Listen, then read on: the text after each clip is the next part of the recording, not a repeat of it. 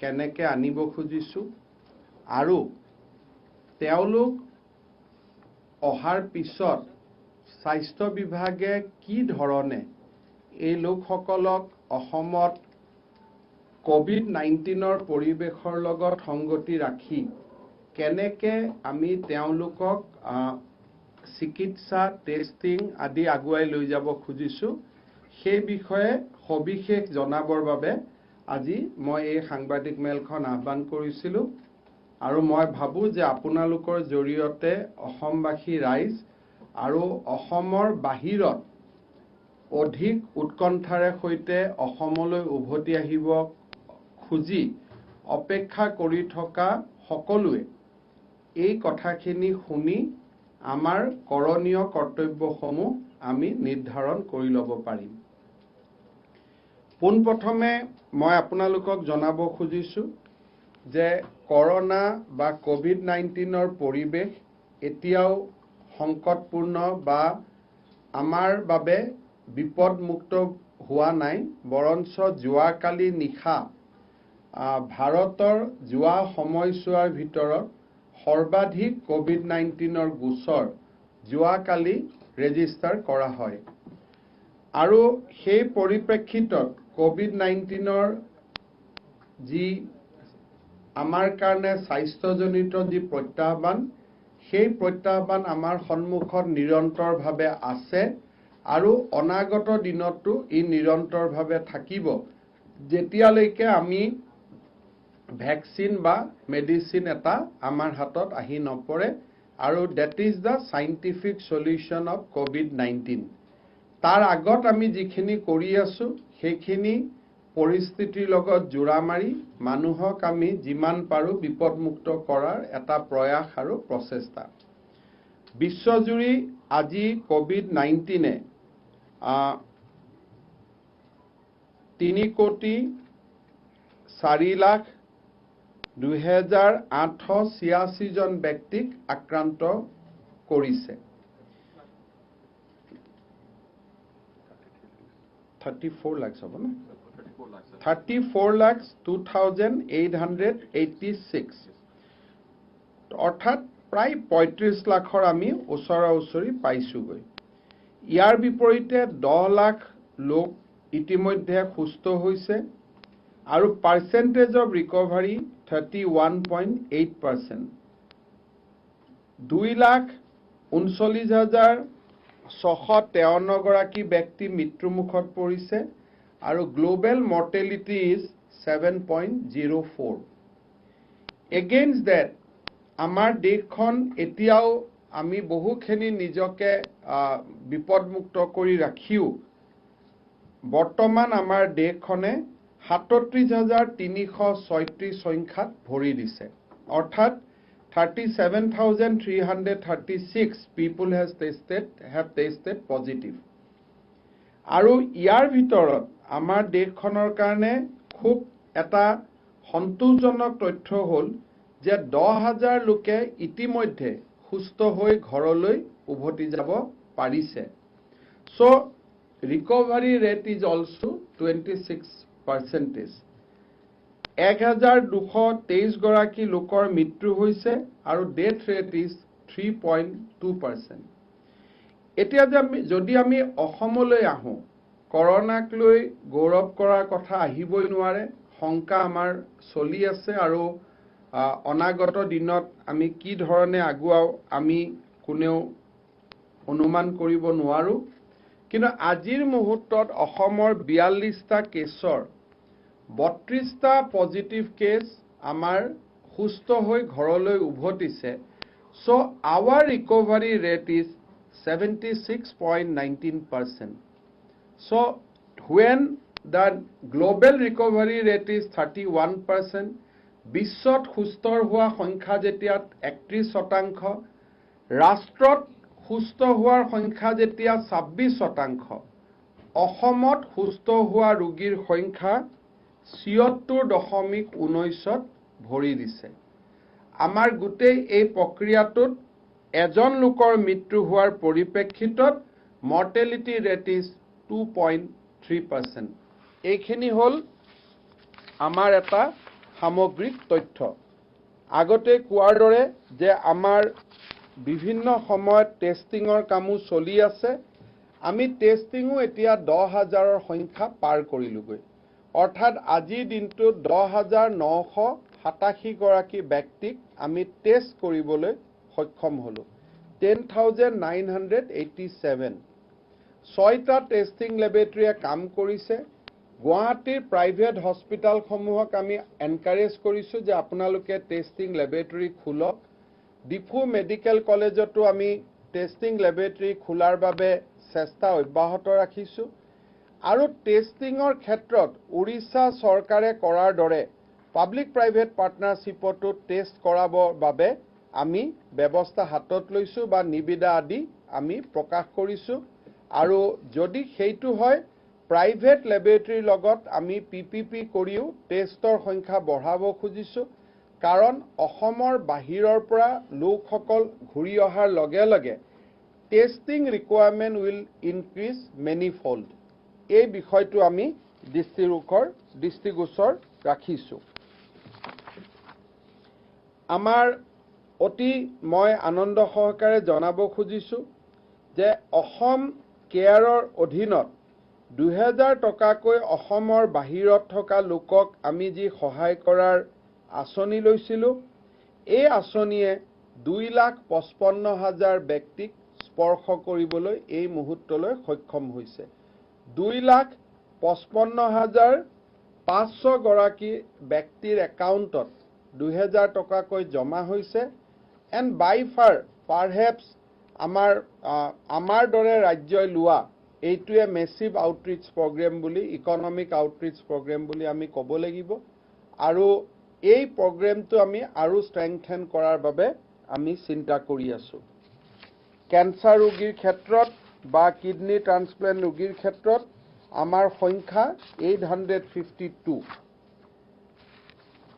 অসম আৰোগ্য নিধিত ডাটাৰ সংখ্যাই 108 কোটিলৈ স্পৰ্শ কৰিছে আৰু ডাটাৰ সংখ্যা 50,000ৰ পৰা এতিয়া মাত্ৰ আমি 200 দূৰত আছো অৰ্থাৎ এই আৰু 200 গৰাকী ব্যক্তিয়ে দান আগবঢ়োৱাৰ লগে লগে আৰোগ্য নিধিত দান দিয়া লোকৰ সংখ্যা 50,000 হ'ব মই ভাবো যে অসমৰ চেৰিটেবল হিষ্ট্ৰীত এটকাৰ পৰা 1,000 টকাৰ পৰা 2 কোটি টকালৈকে এই ধৰণে জনসমুদ্ৰ অংশগ্ৰহণ কৰা এইটোৱে আটাইতকৈ ডাঙৰ চেৰিটেবল ড্ৰাইভ বুলি আমি ভাবিব পাৰো ঘৰত গৈ ঔষধ যোগান ধৰা যিটো আমি এটা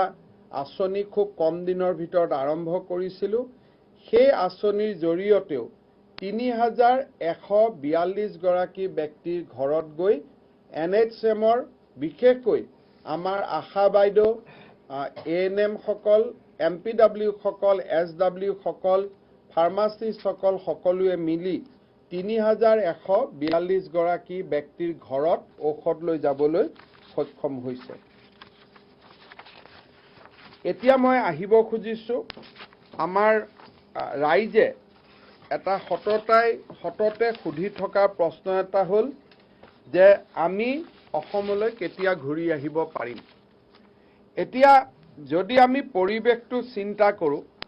তেতিয়াহ'লে এটা কথা আমি দেখো যে অসমৰ বাহিৰত 2,000 টকাটোৰ বাবে যেতিয়া আমি ফৰ্ম ফিল আপ কৰিব কৈছিলো 6,12,000 মানুহে আমাক ফৰ্ম ফিল আপ কৰিছিলে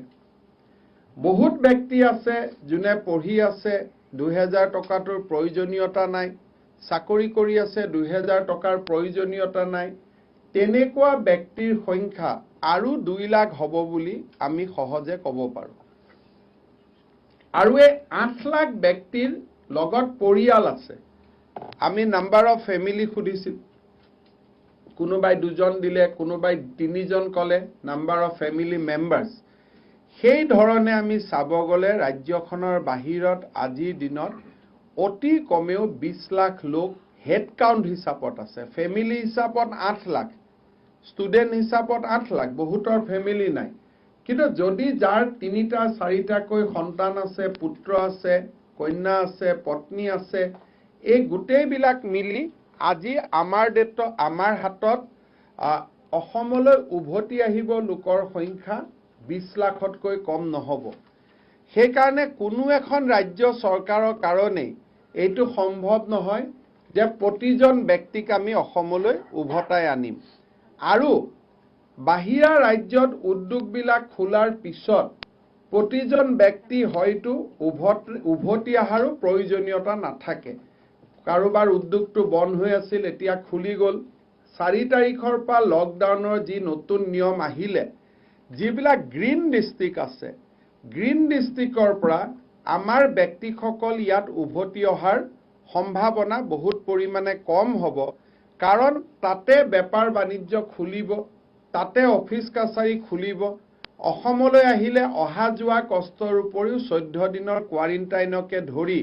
এটা বিশাল ব্যৱস্থাৰ তেওঁলোক সন্মুখীন হ'ব লাগিব আৰু মই ভাবো সেই দিশৰ পৰা আমি অসম চৰকাৰে এইটো কথাকে ৰাইজক ক'ব খুজিম যে যিসকল অহাৰ প্ৰয়োজনীয়তা আছে তেওঁলোকক যাতে আমি প্ৰথম অগ্ৰাধিকাৰ দিব পাৰো আৰু তেওঁলোকক আনাটোৱে যাতে আমি প্ৰথম লক্ষ্য হিচাপে আমি বান্ধি ল'ব পাৰো যিসকল অহাৰ প্ৰয়োজনীয়তা নাই আৰু হটস্পটৰ পৰা আহিলে যিসকলে ৰাজ্যখনৰ প্ৰতিজন জনসাধাৰণৰ প্ৰতি ভাবুকি সৃষ্টি কৰিব পাৰে মই অত্যন্ত বিনম্ৰতাৰে সৈতে তেওঁলোকক অনুৰোধ কৰিম যে আপোনালোকে আৰু কিছুদিন অপেক্ষা কৰক কিন্তু যদি আজি য'ত হটবেড হৈ আছে হটস্পট হৈ আছে তাৰ পৰা যদি উভতি আহে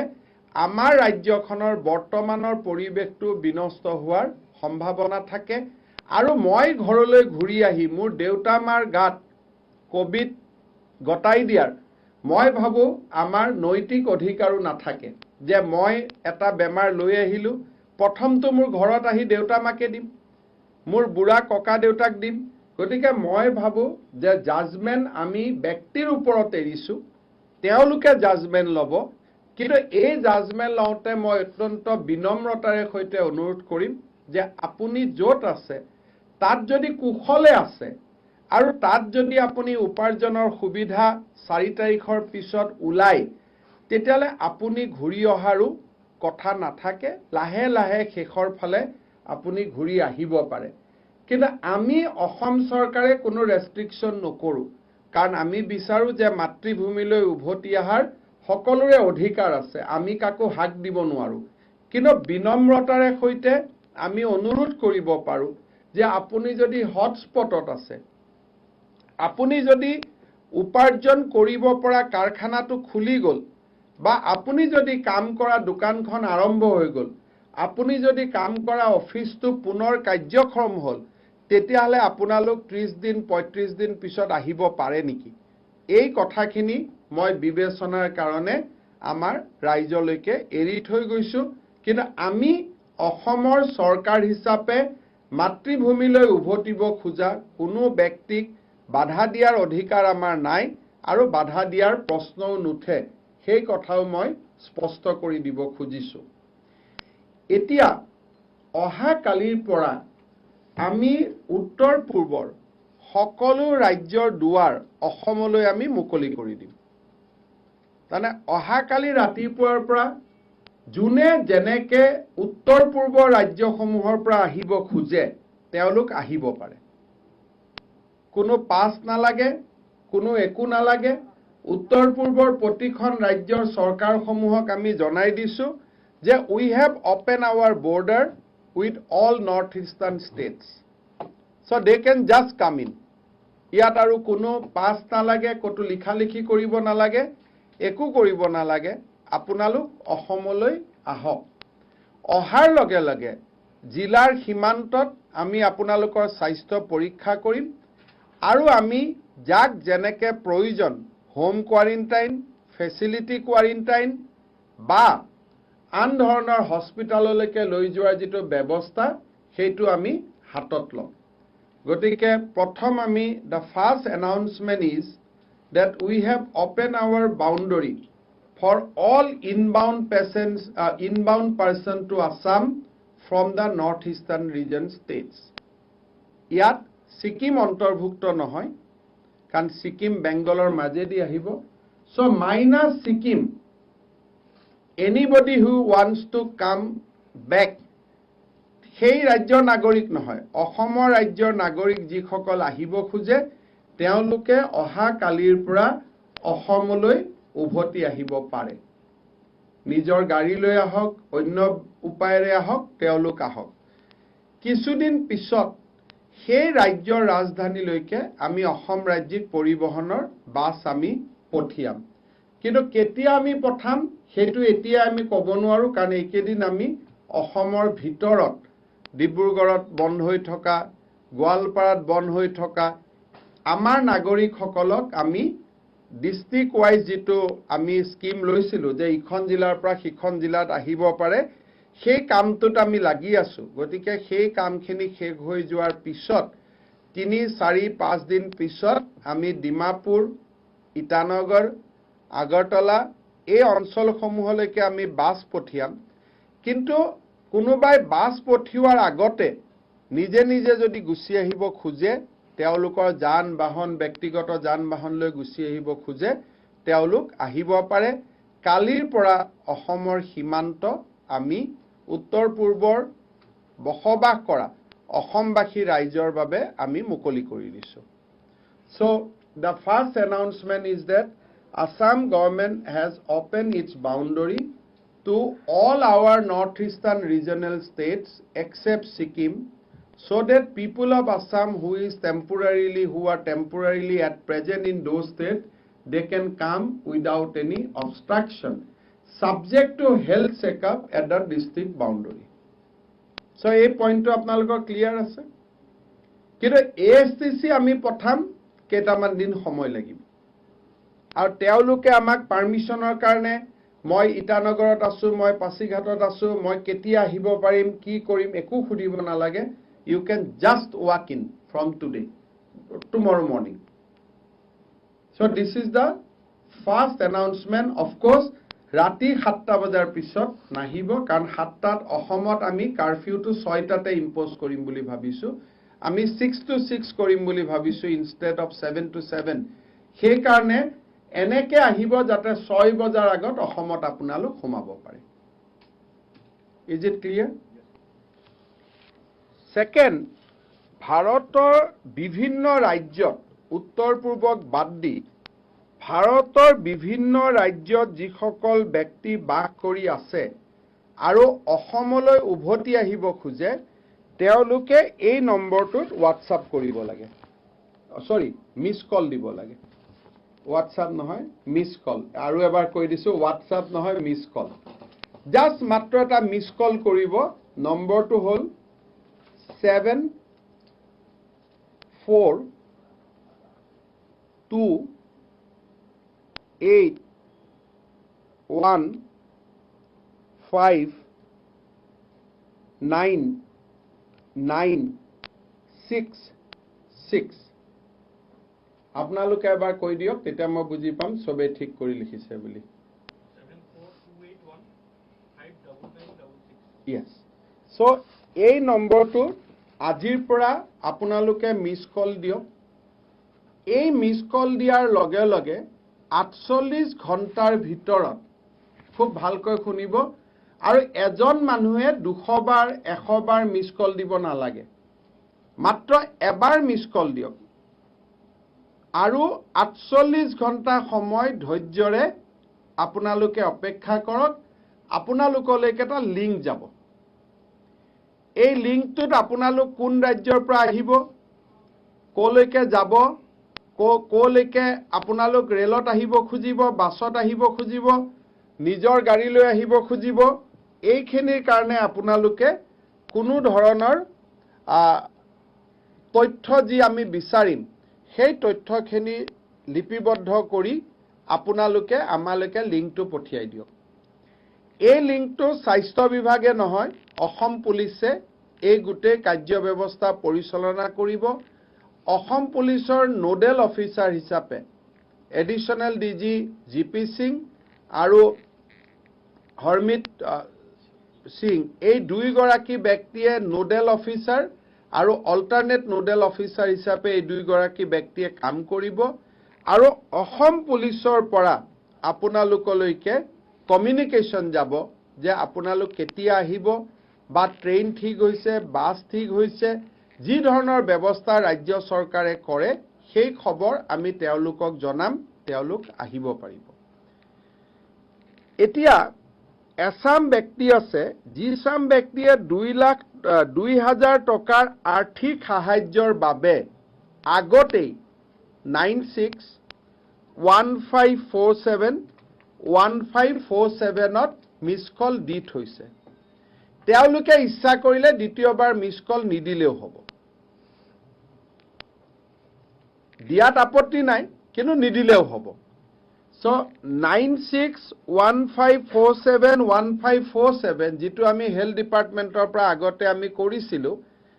তেওঁলোকৰ ওচৰলৈকে লিংকটো অটোমেটিক 48 ঘণ্টাত গুচি যাব সো তেওঁলোকে নতুনকৈ WhatsApp বা নতুনকৈ তেওঁলোকে মিছ কল নিদিলেও হ'ব তেওঁলোকলৈকে কমিউনিকেশ্যন বা লিংকটো নিজে নিজে গুচি যাব এইখিনি কাম 48 আৱাৰ্ছৰ ভিতৰত কৰিব লাগিব মিছ কল দিয়ক এটা মিছ কল দিয়ক দুটা তিনটা দিব নালাগে এটা মিছ কল দিয়ক 7428159966 সেকেন্ড যদি অলৰেডি 2000 টকা আৰ্থিক সাহায্যৰ কাৰণে 9615471547ত যদি ফোন কৰিছিলে মিছ কল দিছিলে দ্বিতীয় 15471547 এই নম্বৰটোত যদি আগত কৰি থৈ দিছিলে যি 6,20,000 ব্যক্তিয়ে কৰিছিলে তেওঁলোকে দ্বিতীয়বাৰ নকৰিলেও হ'ব কৰিলে আপত্তি নাই কিন্তু নকৰিলেও হ'ব সো এতিয়া অকনমান আমি বুজি পাম যে নতুনকৈ কৰিব খোজা সকলে 7428159966ত কৰক এটো হল কৰিব কোৱা আৰু আগত 2000 টকাটোৰ কাৰণে যদি কোনোবাই কৰিছিলে তেওঁলোকে দ্বিতীয়বাৰ নকৰিলেও হ'ব এতিয়া এইখিনি হল সাধাৰণ জনতাৰ কাৰণে যিখিনি সাধাৰণ জনতা নিজে গাড়ী লৈ অহাৰ সক্ষমতা নাথাকিব নিজে বাস ভাড়া কৰিব নোৱাৰিব সেইটো এটা কথা কিন্তু যিখক আৰু এওঁলোকক আনোতে আমাৰ সময় লাগিব কাৰণ যদি 6 লাখ মানুহ আহু বুলি কয় 600 ট্ৰেইনছ লাগিব so it will take time 15 তাৰিখো গৈ যাব পাৰে 20 গৈ পাব পাৰে এই মাহটো গৈ পাব পাৰে আৰু তাতকৈ বেছি সময় যাব পাৰে ডিপেন্ডিং অন ইন্ডিয়ান ৰেলৱে আমাক কেইখন ৰেল দিয়ে গতিকে এইটো আমি বা বাসু আমি কলিকতালৈকে পঠাব পাৰিম খুব বেছি দিল্লীলৈকে পঠাব পাৰিম বেংগলোৰ আৰু মহাৰাষ্ট্ৰলৈকেতো পঠাব নোৱাৰো বহুত ব্যক্তি আমাক টুইট কৰে মোৰ লৰাটো বেংগলোৰত আছে স্যাৰ আনি দিয়ক আমি আনি দিয়াৰ কোনো ব্যৱস্থা আমাৰ হাতত নাই কাৰণ তাৰ পৰা মটৰ গাড়ী দি অহাটো সম্ভৱ নহয়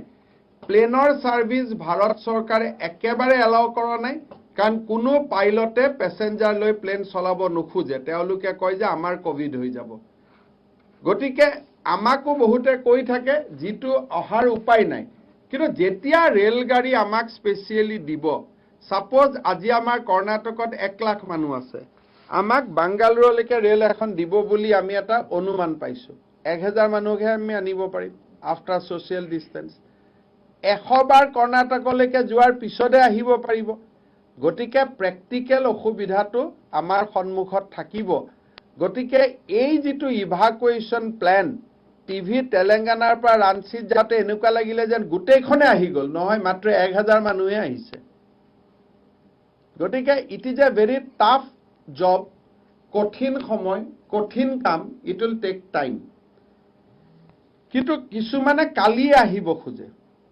পৰখি আহিব খোজে আৰু তেওঁলোকৰ নিজৰ গাড়ী মটৰ বা বাহন তেওঁলোকে ভাড়া কৰি আনিব পৰা অৱস্থাত আছে তেওঁলোকে এই নম্বৰটোলৈকে ইমেইল কৰক assamtransportrelief@gmail.com Assam Transport Relief all small letter in one word without any break Assam Transport Relief, all are one work. আমি এখন জেৰক্স কৰি আপোনালোকক দি দিম. Assam Transport Relief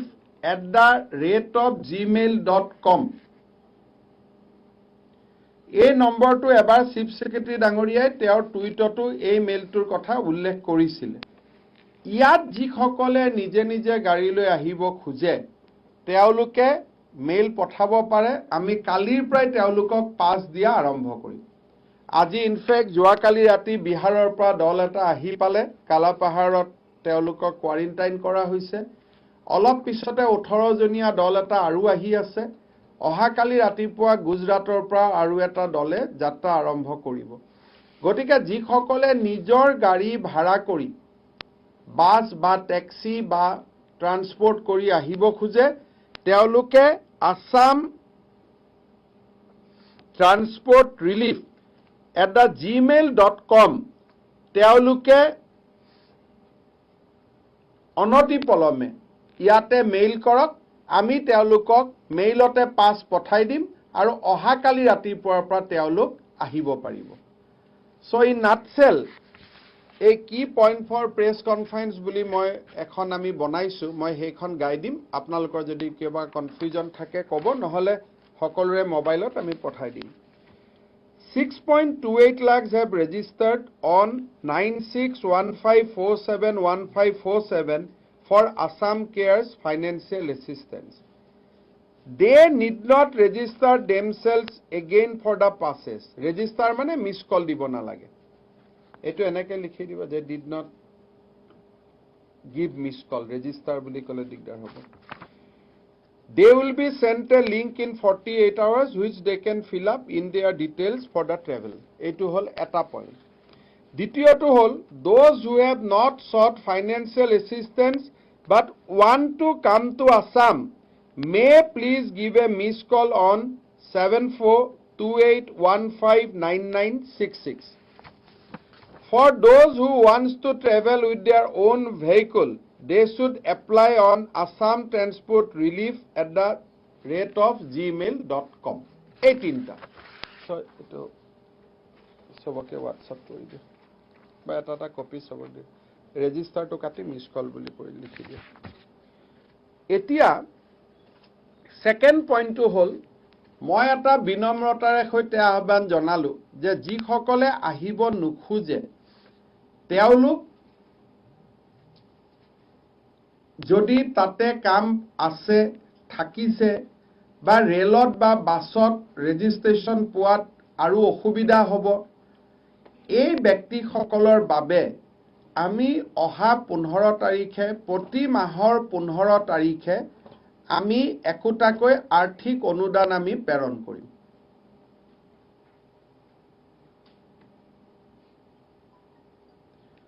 নেক্সট যিমান দিনলৈ আমি পাৰি থাকো যে মই আহ্বান জনালো যে আপোনালোক নাহিলে ভাল. যদি ৰেড জোনত আছে, হটস্পটত আছে, আপোনালোকৰ যদি ৰেল নাই পোৱা, বাছ নাই পোৱা, নিজৰ গাড়ী নাই, আমি দিয়া ৰেলতো নম্বৰ লাগোতে দেৰি হ'ব. গতিকে আপোনালোকলৈকে আমি প্ৰতি মাহত 2000 টকা পঠাই থাকিম. This may be for 2 months, 3 months. আমি যেতিয়ালৈকে এটা স্বাভাৱিক অৱস্থা ঘূৰি নাহে আমি আপোনালোকৰ একাউণ্টত 2000 টকা আমি দি থাকিম. যোৱা 2,55,000 মানুহক আমি দিলো. ভেৰিফিকেশ্যনৰ পিছত হয়তো আৰু 1 লাখ মানুহক আমি দিব পাৰিম. 3.5 লাখ 4 লাখ মানুহে পাব. এইখিনি লোকক যেতিয়ালৈকে তেওঁলোক অসমত ঘূৰি নাহে আমি তেওঁলোকৰ একাউণ্টত এটা পুঁজি আমি 2000 টকা মান্থলি আমি দি থাকিম. নিজৰ জায়গাত ৰেষ্টুৰেণ্ট খুলিব, এতিয়া নিজৰ জায়গাত ইণ্ডাষ্ট্ৰি খুলিব যদি আপোনালোক গ্ৰীণ জোনত আছে. অতিৰিক্তকৈ অসম চৰকাৰৰ পৰাও এই পুঁজিটো পালে আৰু আপোনালোক নাহিলে আমাৰ প্ৰেছাৰ কমিব. কাৰণ আমাৰ হস্পিটাল বেড, কোৱাৰেণ্টাইন, আমাৰ যিটো এটা ইনফ্ৰাষ্ট্ৰাকচাৰ আৰু প্লাছ ৰেল আমি ইমান নাপাওঁ 6 লাখ মানুহক আনিবৰ কাৰণে. গতিকে যিসকল নাহিলেও হয় তেওঁলোক একেবাৰে পূজাৰ সময়ত অসমত আহক. আৰু যিসকলৰ নহয় আমি উপায় নাই যাব লাগিবই, মাতৃভূমিলৈকে উভতি অহাত কাৰো বাধা নাই, খালি আমি লজিষ্টিকটো অৰ্গেনাইজ কৰিব লাগিব।